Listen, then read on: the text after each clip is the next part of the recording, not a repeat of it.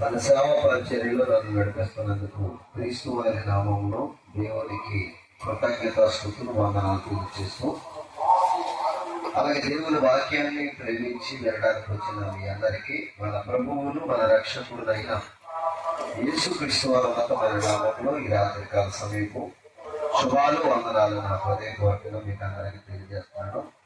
మంచిది ప్రియమైన దేవుని వల్ల మరి మనము పాఠ విషయంలోనికి వెళ్దాం. సృష్టికి మూలం ఎవరు? మన పాఠ విషయం సృష్టికి మూలం ఎవరు అనేటువంటిది మనం ఆలోచన చేస్తే కడకి తేలింది ఏంటంటే సృష్టికి మూలం మనిషి. ఈ మనిషి కోసం దేవుడు ఏమేమి చేశాడు అన్నది మనము ఫస్ట్ నుంచి ప్రారంభం నుంచి కూడా చెప్పుకుంటూ వస్తాం. ఈ రోజు పాఠాంశంలోనికి మనం వెళ్ళక ముందు చిన్న ప్రార్థన. పరిశుద్ధాత్మ దేవుని యొక్క సహకారంతో లేఖనాల పరిశోధనలోనికి మనము ప్రవేశిద్దాం. ప్రార్థన చేసుకుందాం. మహాపరిశుద్ధుడు అయిన తండ్రి, మీ ఉన్నతమైన నామమునకు క్రీస్తు వారి పేరట కృతజ్ఞతాస్తుతులు చెల్లిస్తూ ఉన్నాను. ఈ రాత్రి మీ మాటలు చెప్పడానికి నిలబడిన మీ దాసుడైన నాకు సంయోచితమైనటువంటి జ్ఞానమును, పరిశుద్ధాత్మ దేవుని ప్రేరణను, మీ మాటలు చెప్పగలిగినటువంటి సామర్థ్యమును మీ దాసుడైన నాకు దయచేయండి. మీ లేఖనాల పరిశోధనలోనికి పరిశీలించడానికి మేము వెళుచుండగా అందులో దాగి ఉన్న సత్యములను మాకు బయలుపరిచి సత్యమును మా ప్రభు మేము వెంబడిస్తూ సత్యములకు మేము స్తంభములుగా నిలబడటకు మీ సహాయాన్ని మాకు అనుగ్రహించమని ప్రార్థన చేస్తూ, సృష్టికి మూలం ఎవరు మా ప్రభు మీ లేఖనాల్లో నుంచి పరిశోధించి మేము తెలుసుకుని చుండగా వాటిలో దాగిన సత్యాలను మాకు బయలుపరిచి మా ఆత్మీయ జీవితాన్ని బలపరచమని మా ప్రభా ఈ కొన్ని నిమిషాలు ఈ పరిశోధనలో మీ సహాయాన్ని మాకు అనుగ్రహించమని క్రీస్తు వారి ఉన్నతమైన నామమున ప్రార్థన అడిగి వేడుకొనుచున్నాము తండ్రి, ఆమేన్. మంచిది ప్రియమైన దేవుని వారలారా, మనము చదవబడినటువంటి లేఖనాల్లో దేవుడు ముందుగా చేసినది ఏంటి అని అంటే భూమిని ఆకాశమును చేశాడని మనము తెలుసుకున్నాం. భూమిని ఎలా చేశాడు? ఎలా తయారు చేశాడు? భూమిని ఎలా తయారు చేశాడు అనేది మనకు కావాలి.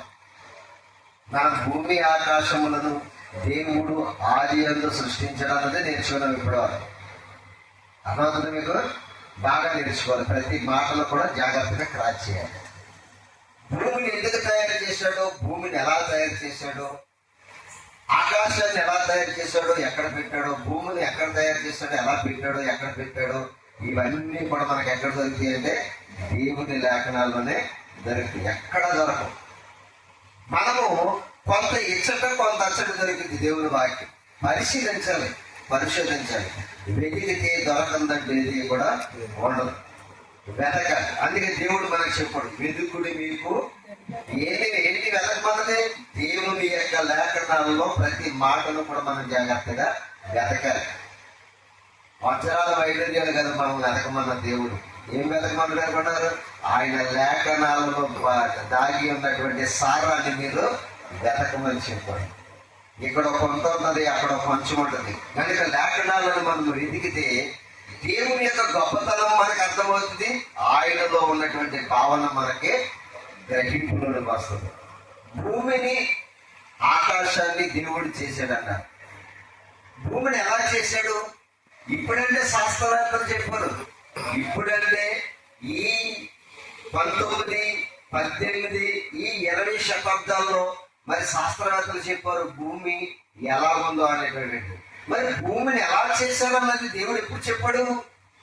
ప్రారంభంలోనే చెప్పాడు.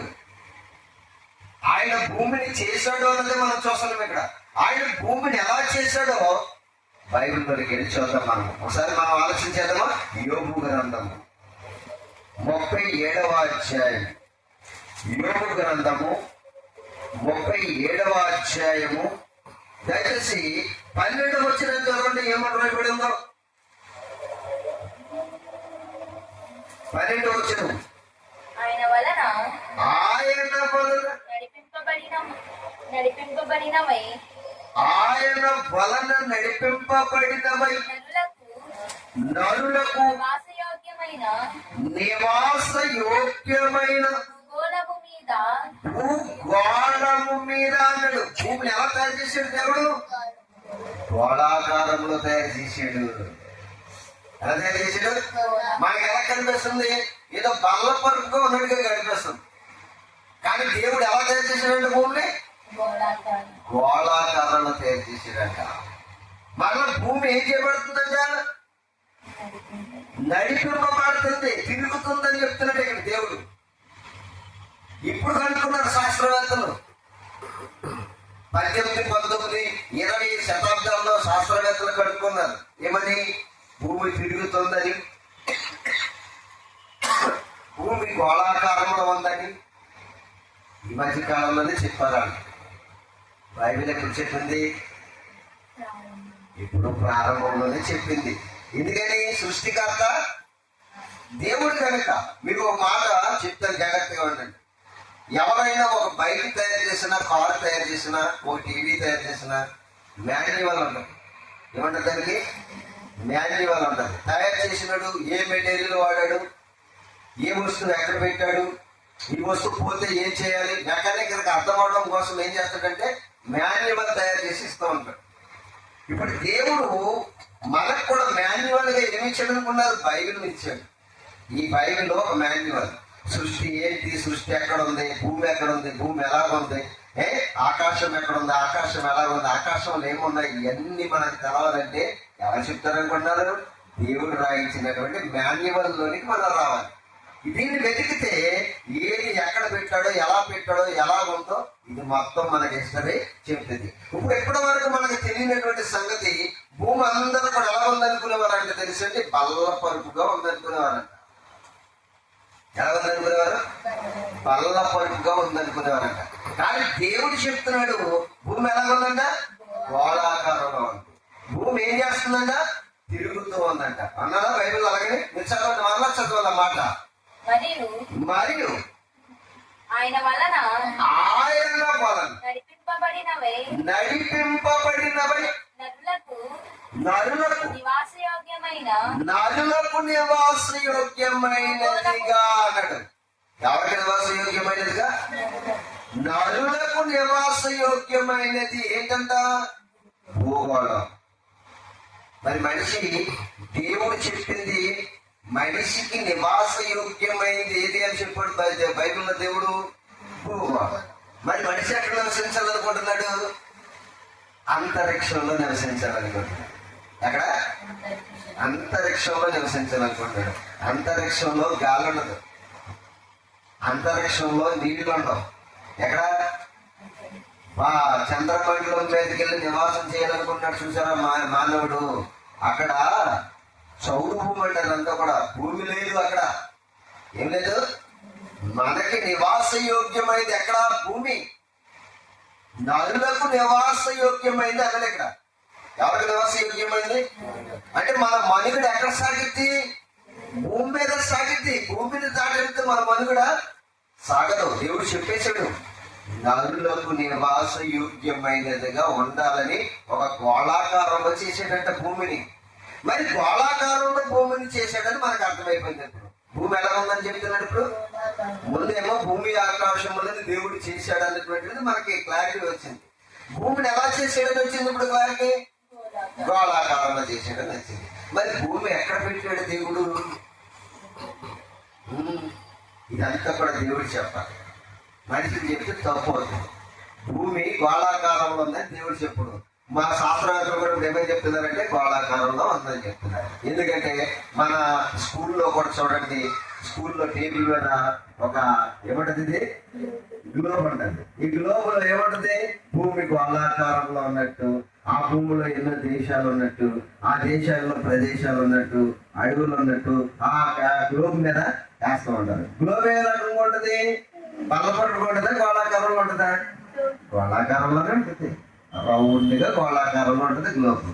అంటే దేవుడు చేసిన ప్రతిదీ కూడా దేవుడే చెప్పాలి. ఎలాగో ఇప్పుడు దేవుడు భూమిని చేశాడని చెప్పాడు. భూమిని ఎలా చేశాడని చెప్పాడు? గోళాకారంలో చేశాడని చెప్పాడు. మరి ఎక్కడెట్టాడని చెప్పాడు? భూమిని పెట్టాడు. ఎక్కడ పెట్టాడు అది మనం కూడా జాగ్రత్తగా ఆలోచించేద్దాం. అదే యోబు గ్రంథం చూడండి. యోబు గ్రంథము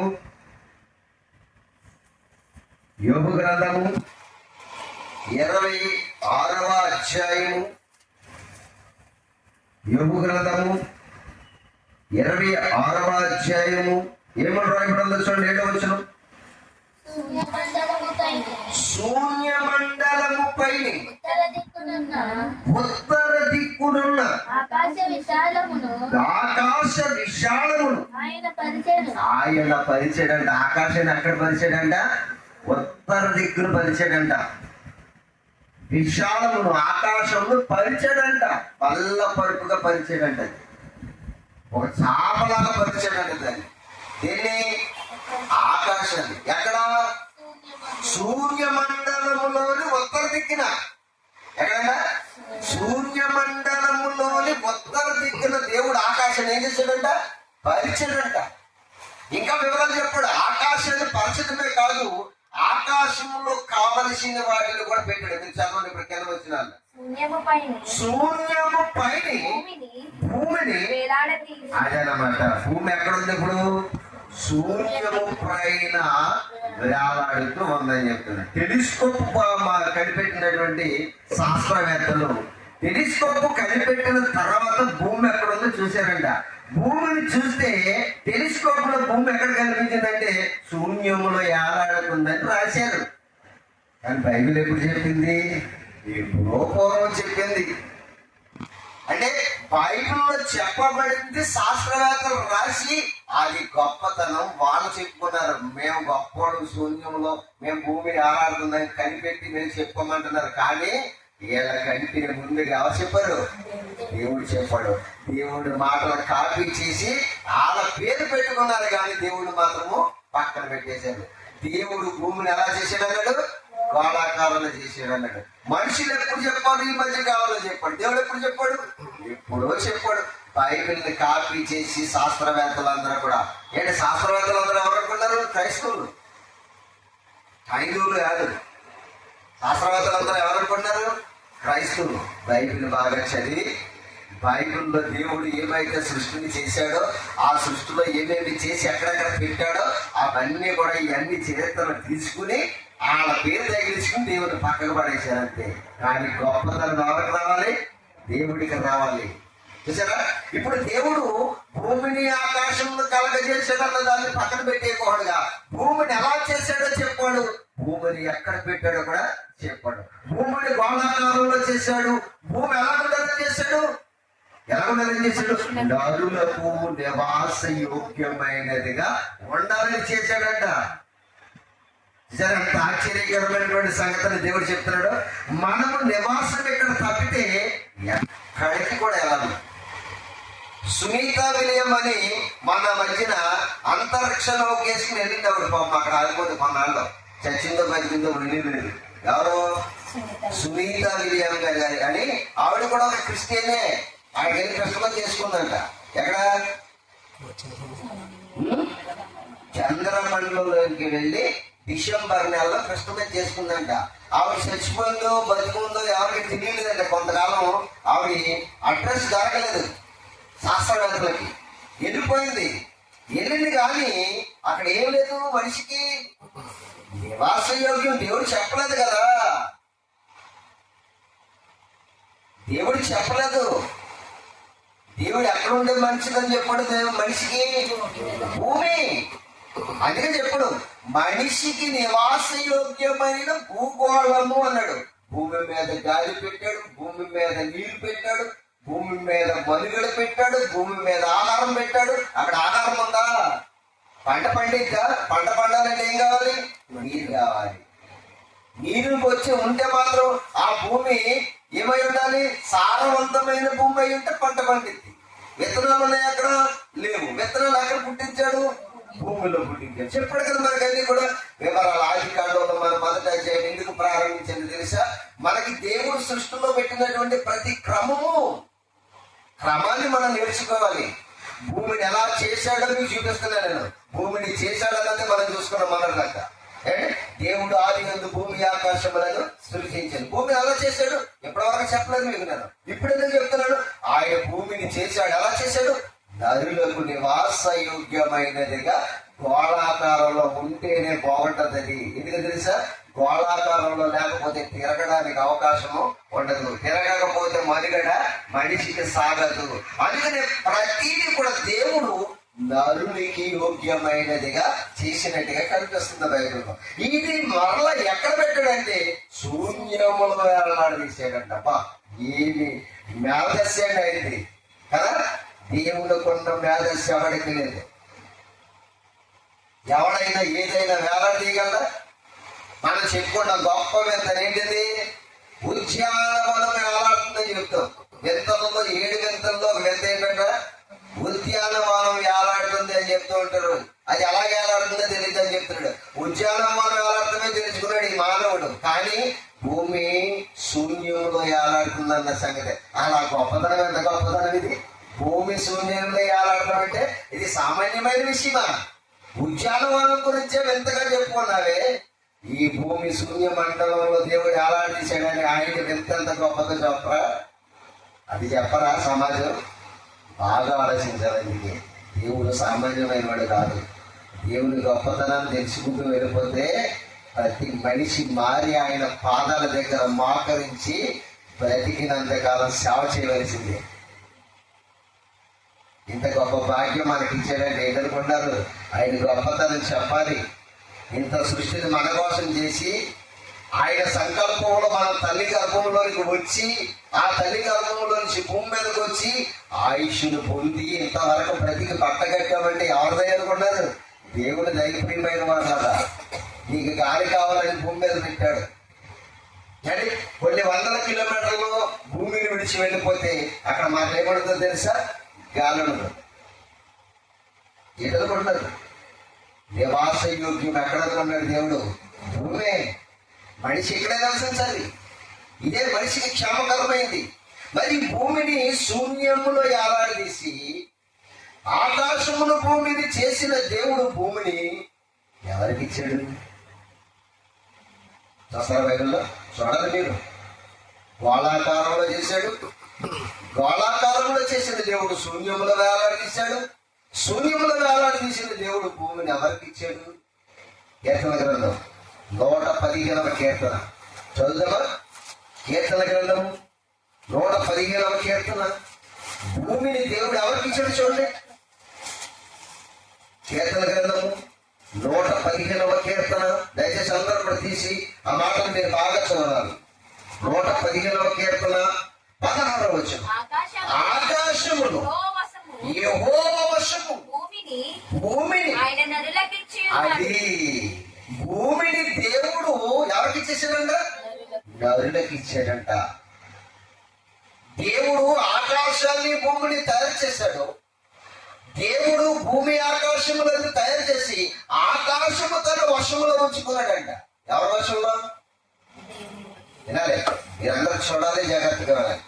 దేవుడు ఆకాశము ఆయన వశంలో ఉంచుకున్నాడంట. భూమిని మాత్రము నరులకు ఇచ్చాడంట. నరులకు ఇచ్చేమన్నాడు? మీరు భూమిని నిండించి ఫలించి అభివృద్ధి పొందండి అన్నాడు. మీకు ఇచ్చేసాను భూమిని. ఈ భూమిలో ఉన్న ప్రతిదిని మీరే ఏలాలి. మీరే ఏలండి.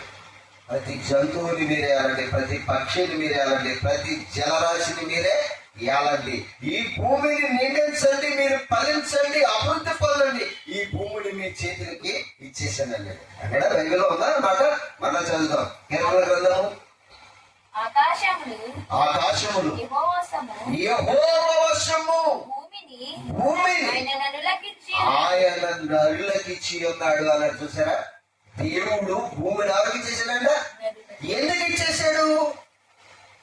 ఎందుకు ఇచ్చేసాడు భూమిని దేవుడు నరులకి? ఇలాగ కొలుపుకుంటాయి అన్నమాట. ప్రతిదీ కూడా అలాగూ కనెక్టింగ్ ఉంటేనే బైబిల్ మనకు బాగా అర్థమవుతుంది. చూసారా? భూమిని ఆకాశాన్ని దేవుడు చేశాడన్నది మనం చూసాం. భూమిని ఎలా చేశాడు? గోళాకారంలో చేశాడని చెప్పాడు. తర్వాత ఎలా అది ఎక్కడ పెట్టాడని చెప్పాడు? శూన్యంలో పెట్టాడు అన్నాడు. ఇప్పుడు భూమికి ఆకాశానికి మధ్య ఇంకా కొన్ని చరిత్రలు ఉన్నాయి, మీకు చూపిస్తాను నేను. చూద్దాం. మరలా ఇక్కడ చూసారా?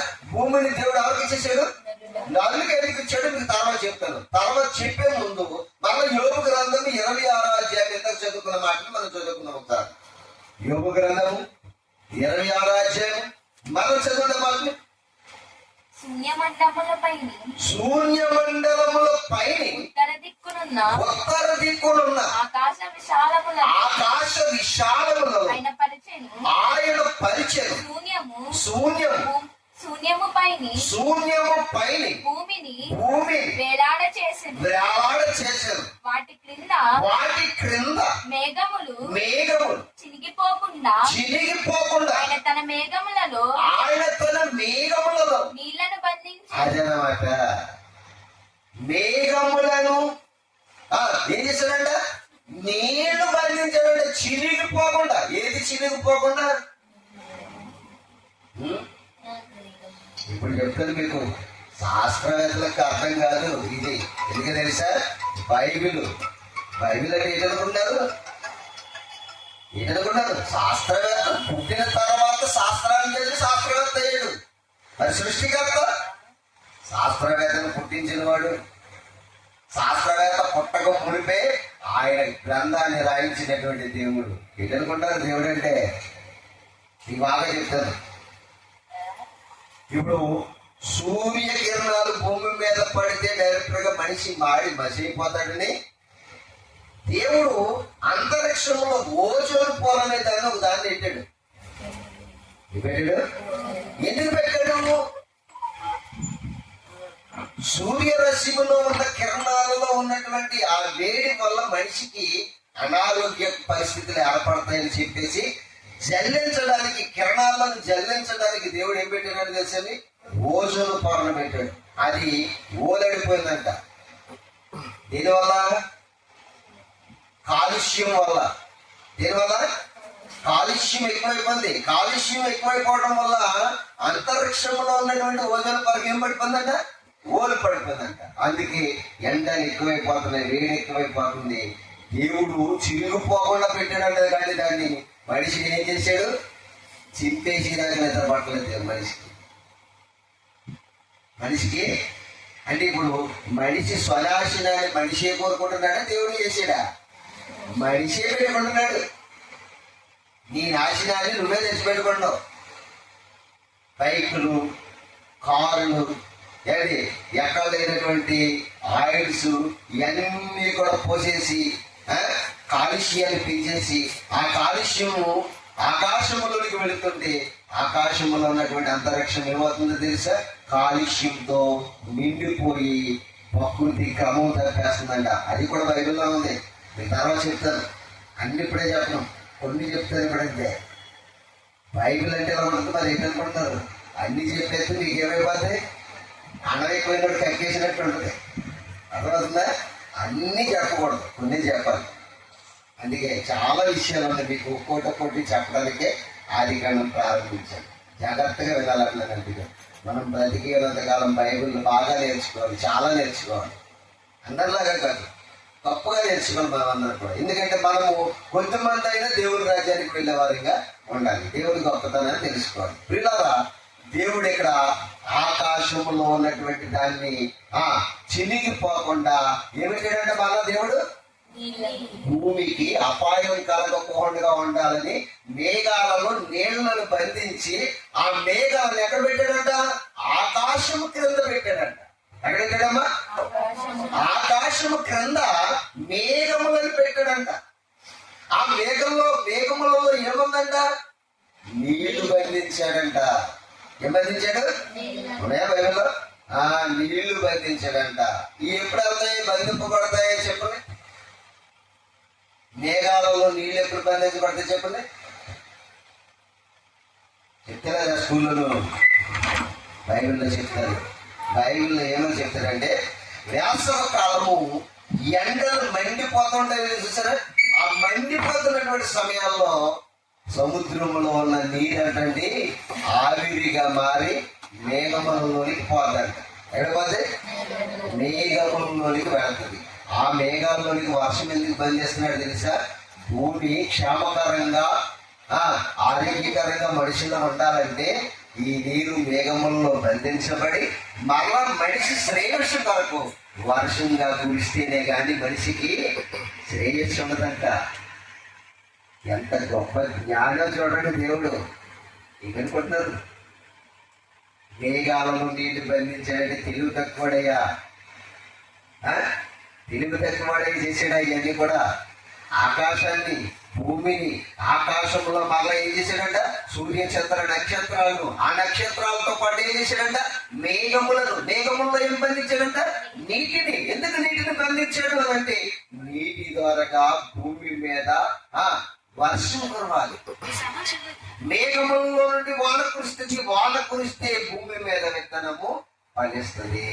అందుకనే దేవుడు ఏం చేశాడంటే, నేను ఆకాశమున వర్షం చేసుకున్నాను, ఆకాశములో నుంచి మీకు ఏది కావాలన్న భూమి మీద నన్ను అడగండి, భూమిని మీకు ఇచ్చాను, భూమిని మీరు స్వేచ్ఛపరచుకోండి, ఆకాశము నుండి మీకు ఏది కావలిస్తే దాన్ని నన్ను అడగండి, నేను దాన్ని మీకు ఇస్తాను అన్నాడు. అందుకనే దేవుడు నరులను భూమిని నరులకు ఎదిగి చేశాడు తెలుసా? ఇప్పుడు చదవండి ఇర్మియా గ్రంథం 29వ అధ్యాయం. ఇర్మియా గ్రంథము 29వ అధ్యాయము 5వ వచనం కలిసి చదవండి. 5వ వచనం. ఇర్మియా గ్రంథము 29వ అధ్యాయము 5వ వచనం చదవాలి. ఇండ్లు కట్టించుకుని వాటిలో నివసించుడి, తోటలు నాటి వాటి ఫలములను అనుభవించుడి. అదనమాట. భూమిని ఎదిగించాడు అందుకు. ఇందాక చెప్పాడు కదా, నరులకు నివాసయోగ్యమైన భూగోళము అన్నాడు. నరులకు నివాసయోగ్యమైన భూగోళము అన్నాడు. అది దేవుడు నరులకు ఇచ్చేసాడు. నరులకు ఇచ్చేమన్నాడంటే మీరు ఇల్లు కట్టించుకోండి, ఇల్లు కట్టించుకొని వాటిలో నివసించండి, తోటలు నాటండి. అదనమాట. మీకు ఫలములను ఇవ్వడానికి, మీరు ఫలములను అనుభవించాలంటే మీరు తోటలు నాటుకొని భూమి మీకు ఇచ్చేసాను, మీరే సేద్యం చేసుకోండి, పంటలు పండించుకోండి, పంటలు పండించుకొని మీరు ఆహారమును సమకూర్చుకోండి, భూమి అంతా కూడా మీకు ఇచ్చేసాను అన్నాడు. దేవుడు భూమిని మనుషులకి ఇస్తే మనుషులు భూమిని ఎవరికి అప్పగించారు తెలుసా? ఎవరికి ఇచ్చారు? అది తెలుసుకోండి మీరు. దేవుడు భూమిని ఆకాశమును తయారు చేసి ఆకాశమును ఆయన వర్షంలో చేసుకున్నాడు. మీరు ఇందాక చదివారు కదా, ఆకాశం ఎవరి వర్షంలో ఉంది? దేవుని వర్షంలో ఉంది. భూమి మాత్రము నరులకు ఇచ్చేసాడు. మరి నరులకు ఇచ్చేసి దేవుడు భూమిని మీరు ఇల్లు కట్టించుకుని వాటిలో నివసించండి, తోటలు నాటుకుని వాటిలో ఫలములను మీరు అనుభవించండి అని దేవుడు మనుషులకు భూమిని ఇచ్చేస్తే, మరి మనుషులు భూమిని ఏం చేశారు? భూమిని మనుషులు ఏం చేశారు? తెలుసా? బాగా గమనించబడుతుంది. అందుకే ఇంత క్లారిటీ ఉండదు బైబిల్. చూద్దాం యోబు గ్రంథము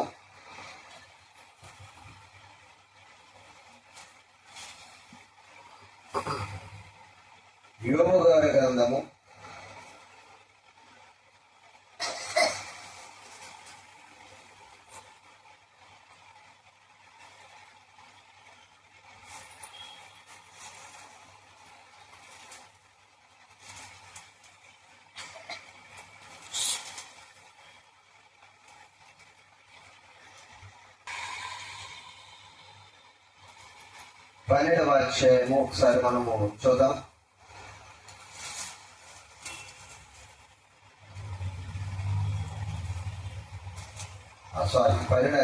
యోబు గ్రంథము 9వ అధ్యాయం 24వ వచనం చదవండి. ప్రార్థన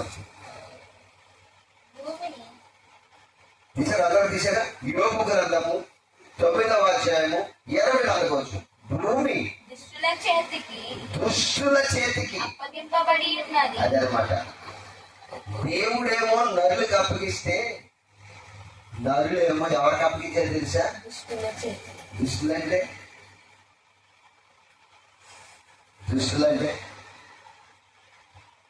మిమ్మలను భూమిని గోళాకారంలో చేసి మీకు నివాస యోగ్యమైనది ఇచ్చాను, మీరు అందులో నివాసాలు కట్టుకొని నివసించండి అన్నాడు. తర్వాత ఏమన్నాడు? తోటలు నాటండి, ఫలములు ఫలింప చేసుకుని మీరు వాటిని ఆహారముగా భుజించండి, వాటిని తిని మీరు విస్తరించండి అని చెప్పాడు. ఏం చేశారు? దుష్టుడంటే ఎవరు? ఆడేం కాదగినట్టు చూడండి. ఆ మాట చూపించి నేను గుర్తు చేస్తాను. లూకా గారు రాసినటువంటి సువార్త. భూమి ఎవరి చేతికి అప్పగించబడిపోయిందంట? దుష్టుల చేతికి అప్పగించబడిందంట. చూద్దాం. లూకా గారు రాసినటువంటి సువార్త 4వ అధ్యాయము 5వ వచనాన్ని మనం చదువుకుందాం. 4వ అధ్యాయం 5వ వచనం. అప్పుడు అపవాది ఆయనను తీసుకుని పోయి భూలోక రాజ్యములన్నిటిని ఒక నిమిషములో ఆయనకు చూపించి, ఈ అధికారమంతయు ఈ రాజ్యముల మహిమయు నీకిత్తును, అది నాకు. అంటే భూమిని మనుషులు ఎవరికి అప్పగించేశారు? ఆడి వశమైపోయింది మనుషులతో సహా. భూమిలో ఉన్న మనుషులు ఎవరు వశమైపోయారు అనుకున్నారు? సాతాను వశమైపోయారు. దేవుడేమో మీరు తినండి, మీరు ఫలించండి, మీరు ఇల్లు కట్టుకోండి, చక్కగా నివసించండి, నా కొరకు బ్రతకండి అని దేవుడు చెప్తే మనిషికి అజ్ఞానం ఎక్కువైపోయి భూమిని ఎవరికి అప్పగించేసాడు? సాతానికి అప్పగించేసాడు. అందుకని మనుషులను భూమిని ఎవరు వశం చేసుకున్నారు? సాతాను తన వశం చేసుకున్నాడు. చూసారా? భూమిని ఎలా తయారు చేసాడని చెప్పాడు? గోళాకారంలో తయారు చేశాడు. ఎక్కడ పెట్టాడంట? శూన్యములో వేలాడిస్తున్నాడంట. శూన్యములో వేలాడదీసి దీన్ని ఏం చేస్తున్నాడంట? తిప్పుతూ ఉన్నాడంట. భూమిని తిప్పుతూ ఉన్నాడంట. నడిపించబడుతుంది ఎవరి చేత? దేవుని చేత నడిపించబడుతుంది. ఆకాశము దేవుని వశంలో ఉంది, భూమి మాత్రము నరుడి చేతులకు ఇచ్చాడు. కానీ నరుడు ఏం చేశాడు? సాతానికి అప్పగించేశాడు. ఇప్పుడు భూలోక రాజ్యములన్నీ ఇప్పుడు ఎవరి వశంలోనే అనుకున్నారు? సాతాను వశం. మనిషి చేసాడు. మనిషి పట్టుకెళ్ళి వాడి చేతిలో పెట్టేశాడు. అలాగే జీవితాన్ని పెట్టేశాడు. భూమిని పెట్టడం పెద్ద విశేషమే కాదు. మనిషి జీవితమే ఎవరికి అప్పగించబడిపోయింది? సాతానికి అప్పగించబడింది. జీవితంతో పాటు నివాస యోగ్యమైన భూగోళాన్ని కూడా వాడి చేతిలో పెట్టేశాడు. ఇప్పుడు ఆడేం చేసేది అనుకున్నారు? వాడేం చేస్తున్నాడు అనుకున్నారు? ఇండస్ట్రీలో వ్యాపారం చేస్తున్నాడు. తెలుసా? ఏ వ్యాపారం అది? ఇండస్ట్రీలో వ్యాపారం చేస్తున్నాడు. అంటే కొనడం అమ్మడం చేస్తున్నాడు. దీన్ని మనము దాన్ని మరి ఏమో చెప్తారంటే క్రయము విక్రయము అంట. బైబిల్ భాష ప్రకారం ఏమంటారు తెలిసిందని? క్రయము విక్రయం, అమ్మటము కొనడం. భూమిని అమ్ముతున్నారు, కొంటున్నారు. దేవుడు అందరికీ సమానంగా ఉచితంగా ఇచ్చాడు భూమిని. దోచుకున్నవాడు దోచుకుంటున్నాడు, లేనివాడికి లేనిగానే. ఎందుకు ఎవరు వశమైపోతున్నారు? భూమి దుష్టుల వశమైపోయింది. దేవుని వర్షంలో ఉన్న అది మన చేతుల్లో పెట్టింది. మన చేతిలో ఉంటే అందరికీ సమానంగానే ఉంది. కానీ దుష్టుడు ఏం చేశాడంటే భేదాభిప్రాయాలు తీసుకొచ్చి ఒకడు ఉన్నవాడిగా ఒకడు లేనివాడిగా చూపిస్తాడు. మరి దేవునికి పక్షపాతం ఉందా? దేవునికి పక్షపాతం లేదు. అందరికి కూడా ఏమేమి పెట్టాడు? సమానంగా ఇచ్చాడు. అందరికి భూమిని సమానంగా ఇచ్చాడు, గాలి సమానంగా ఇచ్చాడు, ప్రకృతిలో ప్రతిదీ సమానంగా ఇచ్చాడు. భూమిని కూడా సమానంగానే పెట్టాడు. కానీ భూమిని మనుషులు ఎలా మార్చేశారంటే క్రయ విక్రయములు చేసేవారికి మారిపోయారు. తెలుసండి? దీన్ని మనోళ్ళు ఈ ఏరియాలో మనం చెప్పుకునేటువంటి సందర్భాలు చేస్తే రియల్ ఎస్టేట్ వ్యాపారం అనమాట. ఏ వ్యాపారం? రియల్ ఎస్టేట్ వ్యాపారం. ఈ వ్యాపారం విస్తరించిపోతుంది. భూమికి రేటు పెంచుకుంటూ పోతున్నారు. భూమి ఎవరిదే? ఎవరిదని చెప్తున్నాడు చూద్దాం. ఆ మాట చూసుకుని మనం బుక్ చేసుకుందాం. 24వ కీర్తన మొదటి వచనం. ఆ మాట చూసుకుని మనం బుక్ చేసుకుందాం. 24వ కీర్తన 1వ వచనం. భూమియు భూమియు దాని సంపూర్ణతయు దాని సంపూర్ణతయు లోకమును దాని నివాసము దాని నివాసములు యెహోవాయే. ఎవరంట? యెహోవాయే. మరి ఎవరి వశమైపోయింది? ఎవరి వశమైపోయింది? దుష్టుల వశమైపోయింది. భూమియు దాని సంపూర్ణతయు యెహోవాయే, లోకములు దాని నివాసములను యెహోవావి. కానీ యెహోవా వశములో లేవి ఇవన్నీ కూడా మనుషులు ఎవరికి ఇచ్చేసారంట? దుష్టుల వశంలో చేసేసారంట. అందుకనే క్రయ విక్రయాలు పెరిగిపోయి రేట్లు పెంచుకుంటూ భూమికి అండి. ఒక విషయం చెప్పేసి మనం జాగ్రత్తగా ముగించుకున్నాం. వినాలి వినాలి. భూమిలో మట్టిని రవ్వంతా కూడా తయారు చేయలేడు మనిషి. భూమిలో మట్టిని రవ్వంతా తయారు చేయలేడు మనిషి. రవ్వంత మట్టిని తయారు చేయగలిగిన మనిషి భూమి నాదంటాడు, పొలం నాదంటాడు. ఎవరికి ఇచ్చాడు? ఎవడిచ్చాడు? వీడికి పొలం ఎవడిచ్చాడు? భూమిని రేటు కడితే, దేవుడి కడితే ఏ మనిషి అయినా కొనగలడా? జానడు భూమి కొనలేడు. దేవుడు మనిషికి రేటు కట్టాడంటే భూమిని ఉచితంగా ఇచ్చాడు. ఇది వాసం అంతా కూడా మనం అందరం కూడా సమానంగా బ్రతకాలనుకున్నాడు దేవుడు. కానీ మనిషి సమానంగా బ్రతకడం లేదు. అందుకే దేవుడు కూడా ఏంటి, మిమ్మలను నా వైపు తిరిగిన ఎడల మహానివాస స్థలాలు మీకు పరలోక మంది సిద్ధపరుస్తున్నాను. పోలమడా భూమి గొడవ, అది అంతమైపోయే భూమి అని చెప్తున్నాడు. ఏమనుకో, ఏ భూమి అని చెప్తున్నాడు? అది అంతమైపోయే భూమి. భూమి వినాశనానికి పోతుంది. అది కాదు మీ నివాసం, ఇక్కడ కాదు మీ నివాసం. మీ పౌర స్థితి పరలోక మంది అని చెప్తున్నాడు. పిలుపులకి రాసిన పత్రికలో ఎక్కడుందని చెప్తున్నాడు? మీ పౌర స్థితి పరలోక మంది ఉంది. అందుకే యేసు ప్రభువారు వెళ్ళిపోతూ చెప్తున్నాడు, భూ సంబంధమైన వాటి మీద మనసు పెట్టకండి, నేను పరలోక మందు స్థలము సిద్ధపరచడానికి వెళుతున్నాను. నా తండ్రి ఎంత అనేకమైన నివాసాలు ఉన్నాయి. ఆ నివాసాల దగ్గరికి చూసుకోండి. అక్కడ భేదాభిప్రాయాలలో, పక్షపాతాలలో ఎవడు క్రయ విక్రయాలు చేయడానికి అవకాశం కూడా అక్కడ ఉండదు. అంతా నా తండ్రి ఆధ్వర్యంలో ఉంటుంది. ఆయన పిల్లలైన వారికి మాత్రమే అక్కడ స్థానం దొరికిందని చెప్పి మెలకువ చేసి వెళ్ళిపోయాడు యేసుక్రీస్తు వారు. అర్థం చేసుకున్న ప్రేమ దేవుని వల్ల ఈ లోకం అంతా కూడా శూన్యం. ఇంతలో కనపడి అంతలో మాయమైపోయింది. మాయం చేసేస్తాడు ఈ లోకాన్ని కొంతకాలానికి.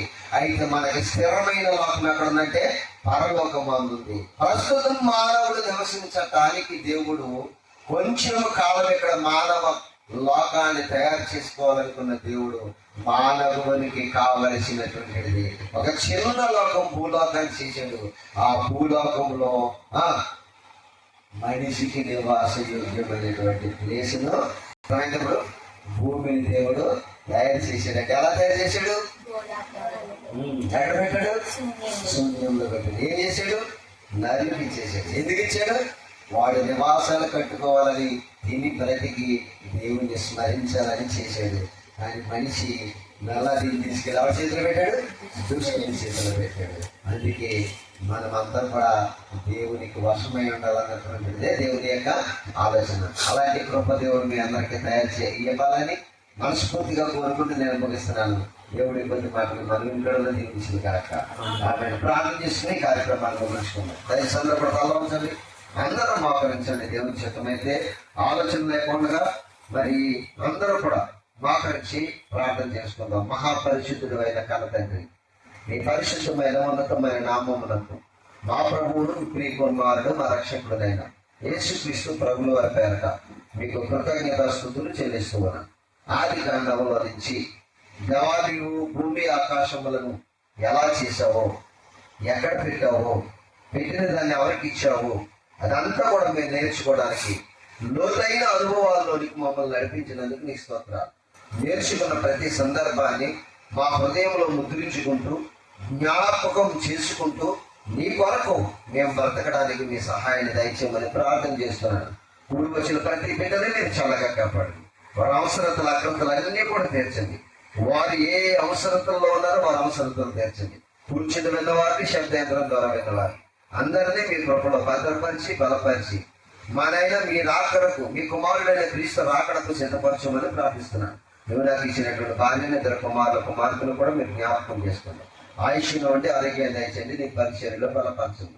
నీ సేవకుడైన నాకు నీ మహాజ్ఞాన సంగతులు చెప్పడానికి తెలివిని, జ్ఞానమును, వివేచనను అనుగ్రహించి నాకు తోడుగా ఉండి నాలో ఉండి మీరే మాట్లాడటకు నన్ను బలపరిచి నడిపించమని యేసుక్రీస్తు ప్రభువుల వారి పేరట రాపడి దినాన జరిగేటువంటి ఆరాధన కార్యక్రమంలో మాకు కావలసినటువంటి వర్తమానాన్ని మా ప్రభా మీ లేఖనాల్లో నుంచి మాకు బయలుపరచమని క్రీస్తు యేసు వారి ఉన్నతమైన నామములో ఈ ప్రార్థన అందించి అడిగి వేడుకుంటున్నాను కన్న తండ్రి, ఆమేన్. మన తండ్రి అయిన దేవుని ప్రేమ, ఆయన కుమారుడును మన రక్షకుడు అయిన యేసుక్రీస్తు వారి కృప, ఆదరణకర్త అయినటువంటి పరిశుద్ధాత్మ దేవుని యొక్క అన్యోన్య సహవాసము ఇప్పుడు నిత్యం సదా మనకును సకల పరిశుద్ధులకును ప్రార్థించబడిన అంశములని నెరవేర్చబడ్డకు సదా తోడైన నడిపించును గాక.